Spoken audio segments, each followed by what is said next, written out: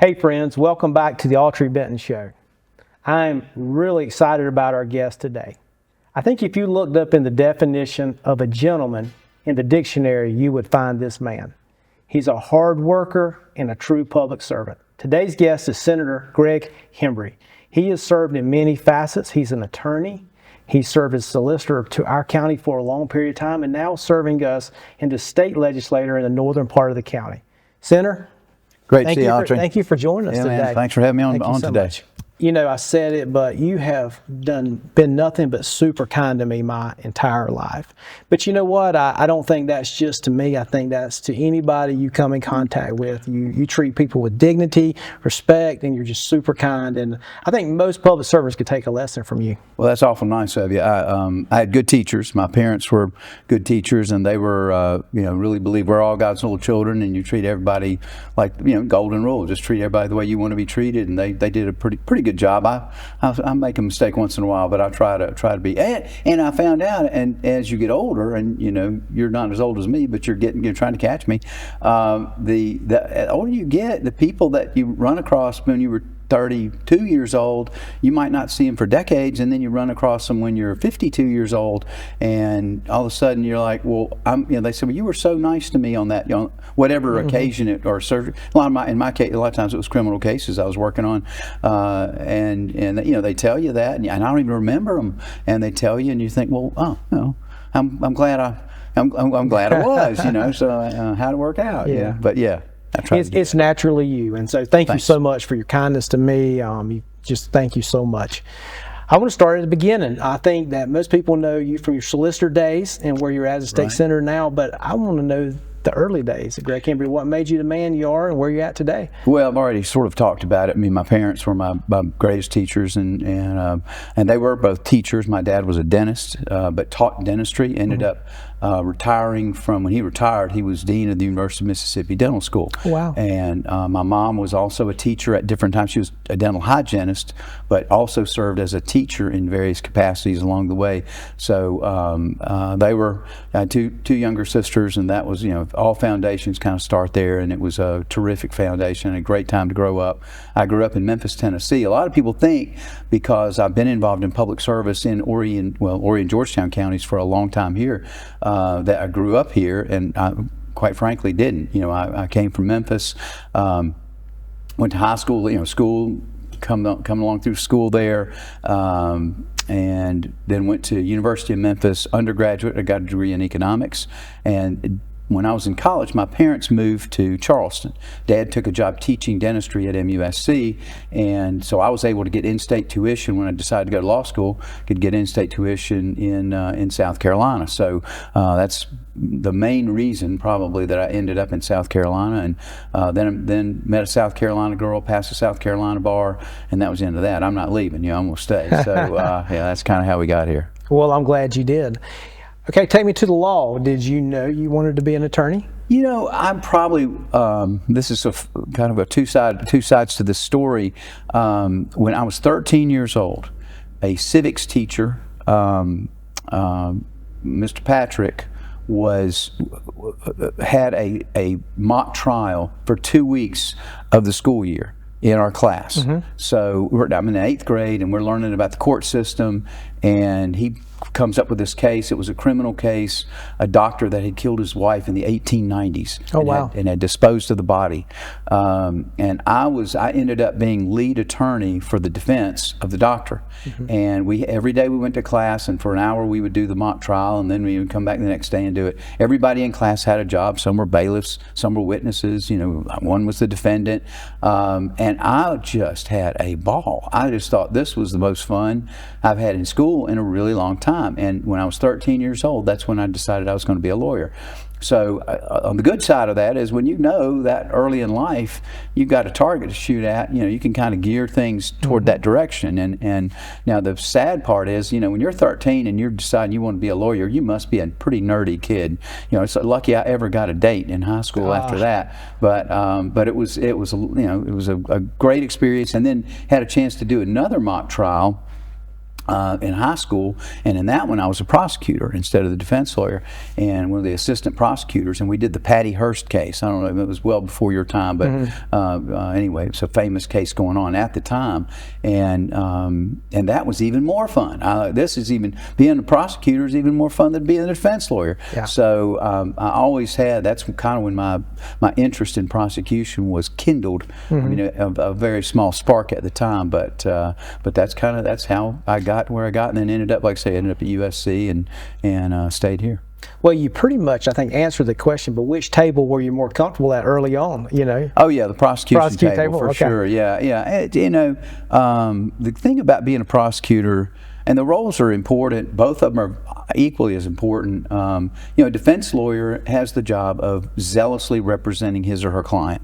I mean, that's their number one goal. They have to zealously represent their client. They're not necessarily interested in justice. They're interested in, you know, advocating for that client that's paid them to advocate for them, and that's okay, and that's the way it should be. As a prosecutor, though, your main interest is justice. It's not to represent the police. It's not to represent the victim. It's to seek justice. It's to find what is the right thing to do in this case with this person, and that's a much more, quite frankly, to me, a much more interesting job. And a much more, I found it more rewarding. I do defense work now, enjoy doing defense work. It's rewarding to help people out of a bad spot, and that's what you find people in when they're in a criminal courtroom. They're in a bad spot.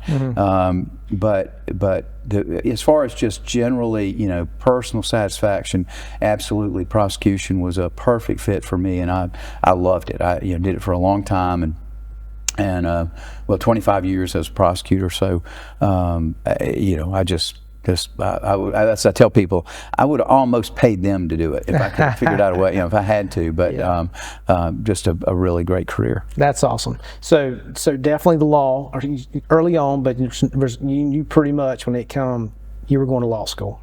Yeah, I was. I mean, that was my plan for the whole time. I went to college going, okay, the reason I'm here is to get into law school, and you know, once I got into law school, the reason I'm here is to become a lawyer and maybe a prosecutor. You know, it's a little tougher to pick out what you're going to do, and it took me a minute to figure that out. Yeah. But God had a plan, and He kept me on that track, and off you go. As usual. Okay, what was it like coming from Memphis to South Carolina? Was that a big transition to you? Did you instantly love South Carolina? Yeah. Tell me all about that. Yeah. Well, I love South Carolina. It's still the South. You know, the culture is very similar. I mean, there are differences that are kind of small differences from the Mid-South, Memphis, which is the Delta. You know, it's the Deep South. The eastern part of the state is very different. It's the mountains, so it's the culture there is a bit different from the culture in in Memphis. And my parents were both grew up in the South. Dad grew up in Memphis. Mom grew up in a small town in Arkansas. So, you know, that was our home. We were all, you know, Southern, steeped in Southern culture. Yeah. I mean, came by it honest. So coming to South Carolina, as far as the people, no real adjustment at all.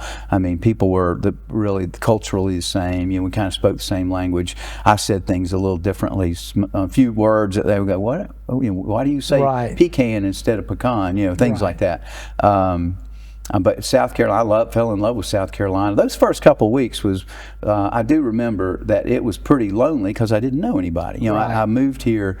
I didn't have any friends. Didn't know anybody in South Carolina. So I started law school. I got there about a week before classes started and got settled in a little apartment in Columbia, and it was pretty lonely. You know, I'd been accustomed to being around a whole lot of friends, and then you know, none. But that didn't take that was a very short-lived problem. And you know, in law school, that first year, you're really in a lifeboat together. I mean, it is a game of survival because they're trying to call people out that aren't going to stick with it. I mean, there's a process to it. At least back then there was.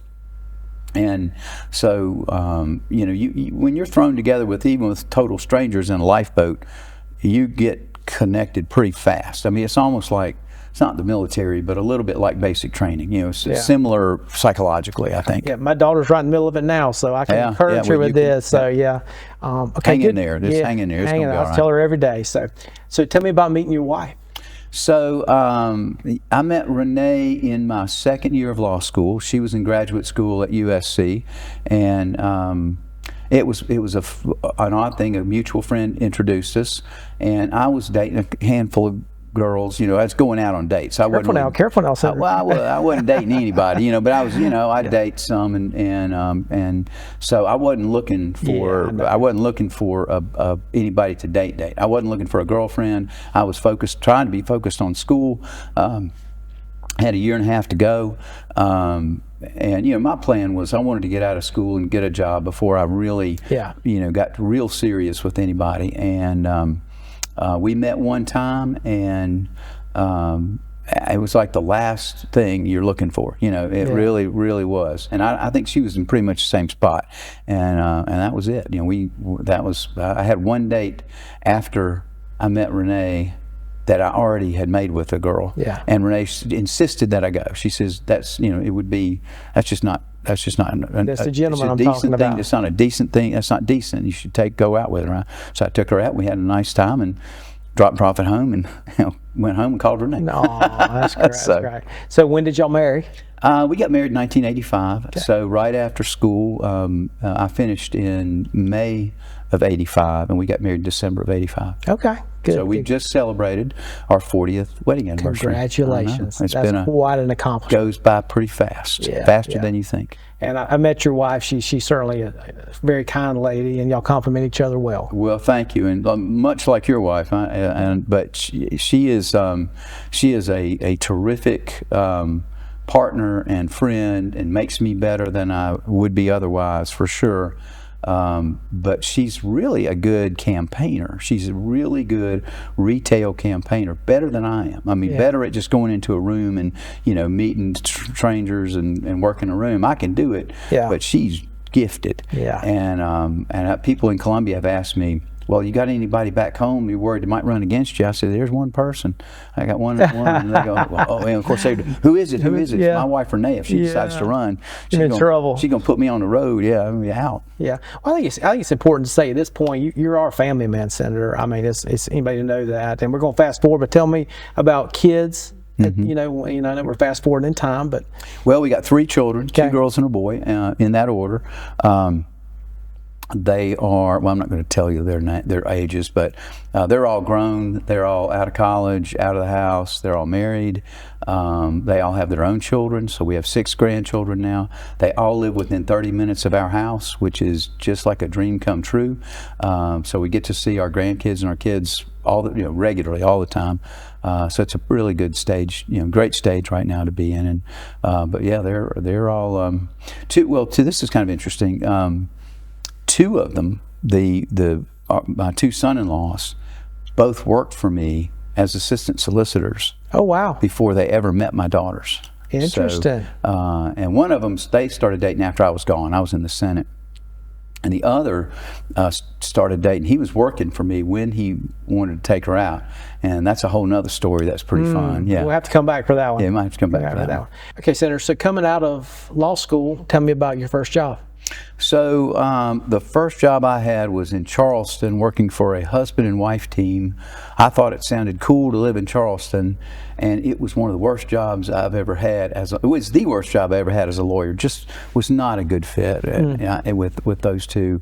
Beautiful place down on Broad Street. I mean, it was just, and we were living downtown Charleston for the first 2 years of our marriage, and it was kind of like being on an extended honeymoon. That part was lots of fun. We had a great time living in Charleston, and kind of figured Charleston out. It was kind of a good thing to, but as much as we enjoyed it, it never really felt like home. Right. And I had still had this urge to be a prosecutor. It kept pulling at me. So a friend of mine knew that there was an opening at the office in Columbia, the solicitor's office there, and kind of out of blue sky. And I kind of changed I thought I was going to go a different direction, but he called and said, we're going to have an opening coming up, and I think you'd like it. And I went, well, I'm not sure. And he says, well, I've already talked to the boss and said you were coming. So, you kind of have to, help me out. Because I knew the solicitor, Jim Anders was his name. And so I was kind of like, well, you know, I'll go see Mr. Anders for no other reason. It'll be good to see him again. You know, I just hadn't seen him, and but I was determined not to move back to Columbia. I had made up my mind I wasn't going to live in Columbia, and just being stubborn. You know how, like I said, you know, men plan, God laughs. That was one of those days. But so I go up there for this interview, and I've already figured out how I'm going to get out of taking this job. I've already got it figured out. Got a plan. I've got a plan. I knew how much they were paying people with my level of experience in the office, and it was not very much, but I was going to ask for $5,000 more than that, and I knew that would be a deal breaker, right? I thought. So we sat down for a few minutes, and Mr. Anders is, you know, we're just chatting about, well, how's Renee, and he came to our wedding. We knew him pretty well, I mean, sort of, back when, and we're kind of trading it, you know, chatting a little bit, and didn't talk anything about the job. And then we talked for about 15 or 20 minutes, and he looked up and says, "So can you start next Monday?" Oh, wow. I know. I went, and so I said, well, maybe we should talk about money. Oh, yeah, sure. How much you need? And I told him, and he said, okay, can you do Monday? Okay, next week, when can you come? And I was like, I really got to talk to my old employer. I got to talk to my wife. You know, he goes, well, call me by Friday. Let me know something by Friday. And I went home and said, well, I think we're moving to Columbia. What'd your wife say? She was thrilled. She was from Columbia. Okay. Her mom and her brother lived in Columbia still, and so she was tickled to death to be going back to Columbia. So it worked out exactly how it was supposed to, and I loved working there. Had a real, learned a lot in my time in Columbia, as a prosecutor in Columbia, and it really, set me on the career path that I ultimately chose. I got you. So what was the next stop after that? So I was there in the office. I took a 2-year hiatus. I left the office to private practice with a friend of mine, or at his urging. It was a bigger group, and I missed the solicitor's office. I missed I'd been gone 2 weeks, and I knew I'd made a mistake. And it wasn't anybody else's fault. It was just me. I just didn't. But I'd given him a 2-year commitment. So I fulfilled my 2-year commitment and went back to work in the solicitor's office for another couple of years, and then then that was my time there. The end of my time in Columbia is it's just the truth of it, and it's good. It was a good lesson. I got real involved in the campaign as an assistant solicitor. Maybe a good idea, maybe not. But there were a couple of campaigns when I was there. The first campaign I got involved in, my guy won, and I got a raise and a promotion. The second campaign I got involved in, which was when I left the solicitor's office, the Columbia solicitor's office, the guy I was supporting lost. Okay. So his opponent's coming in, I'm upper management, I worked on the other guy's campaign. I knew if my guy didn't win, I was going to be looking for another job, which was pretty scary because we had little kids, 2 dogs, a great big, rambling ranch house, and a pretty good mortgage. I mean, I got a lot of people counting on me. Oh yeah. So that was not a good day. That election day. So was that your introduction into politics and campaigning, or were you interested in it before that? Yeah. I'd been interested in politics since I was a kid. I mean, I remember watching the presidential conventions, watching those conventions, and we were Republicans at my house growing up in Memphis.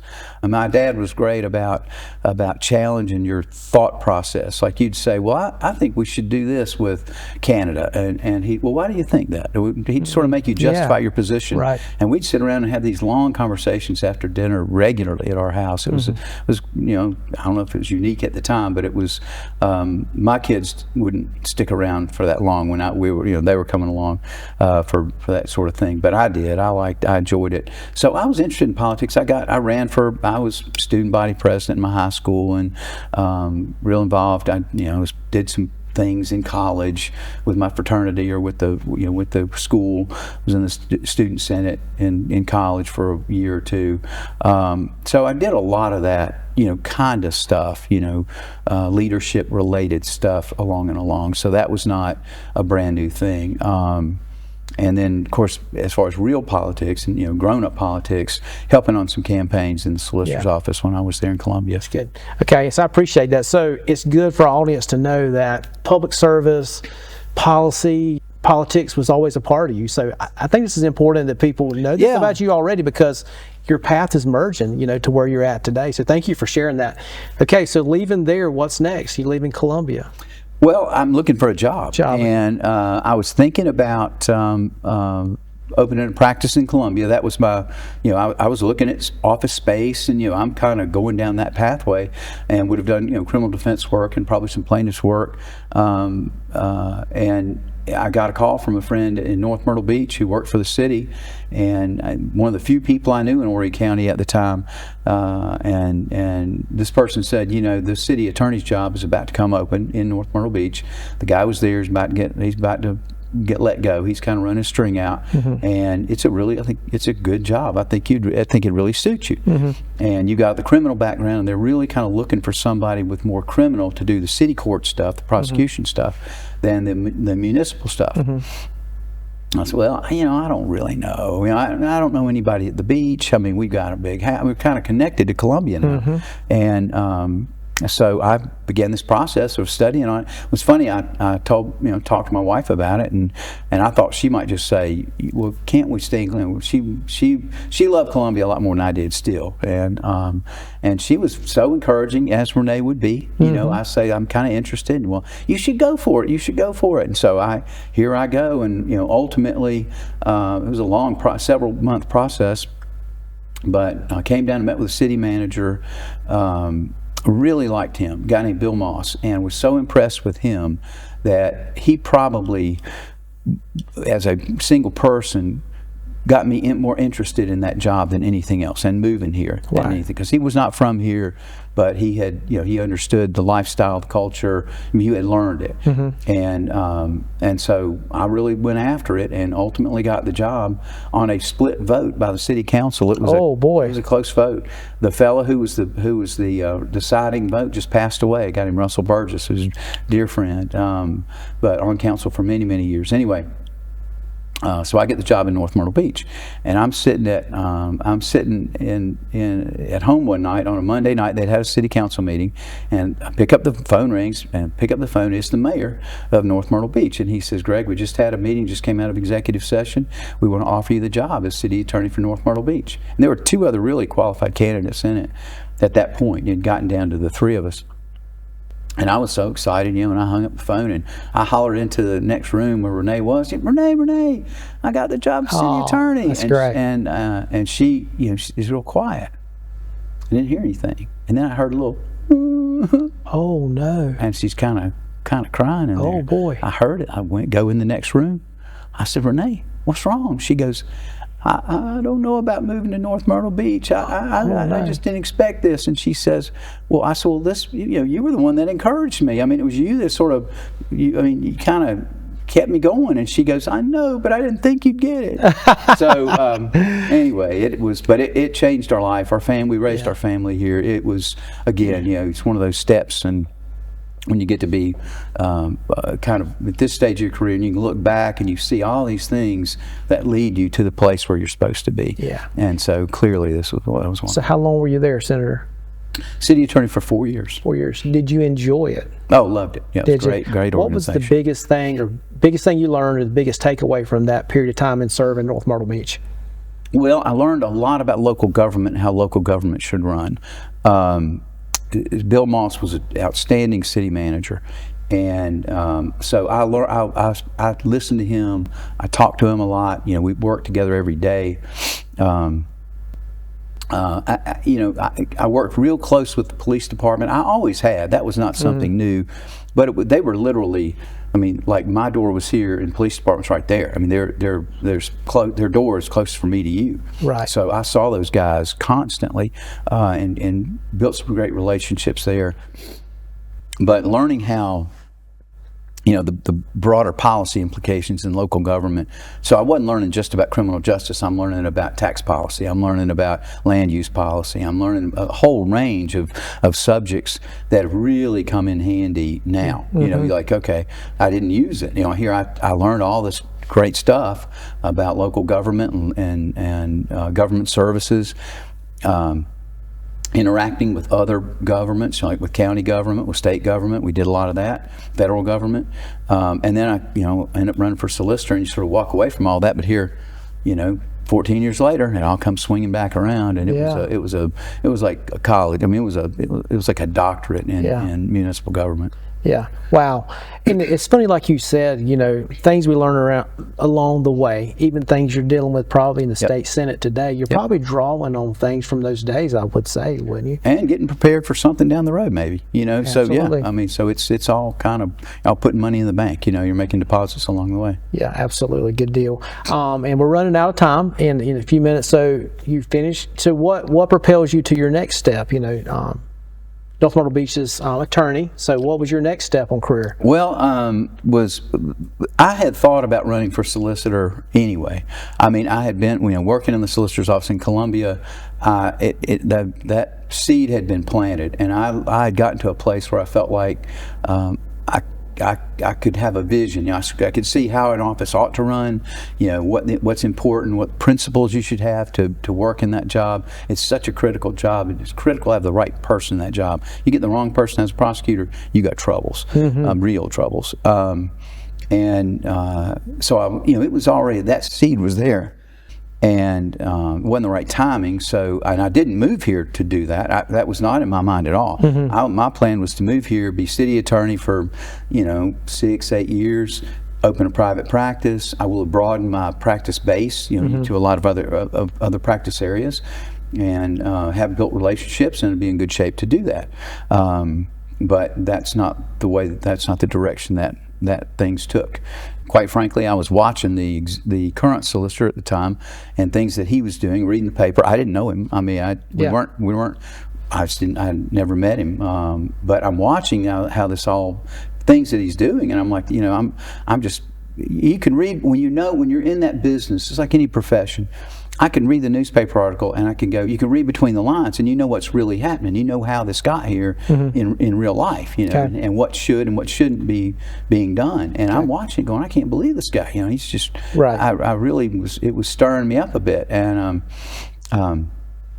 I can remember one morning I'm at breakfast, and I would read the paper to the kids at breakfast, and I would just read, or basically my son, he's a little guy, and I'm just just reading. He doesn't know what I'm saying, but he's a baby, but I'm reading to him. And I'm reading him criminal justice stuff and political stuff all the time. Oh yeah, she was killed with an 8-inch knife. But I'm reading one day, and something about it made me so mad. Something that had happened, and it's in the morning. I don't get that mad. I'm just like, I can't believe this. Yeah. And Renee's sitting there, and she looks up at me, and she says, "Are you trying to tell me you're going to run for solicitor?"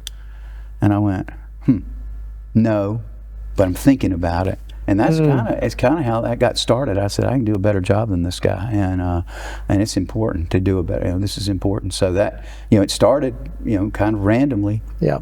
Wow. And then there you go. Well, thank you for answering that. So, folks, as we wrap up, please come back tomorrow and let's finish this story and learn a lot more about Senator Hembree in his solicitor days, and then ultimately a state senator.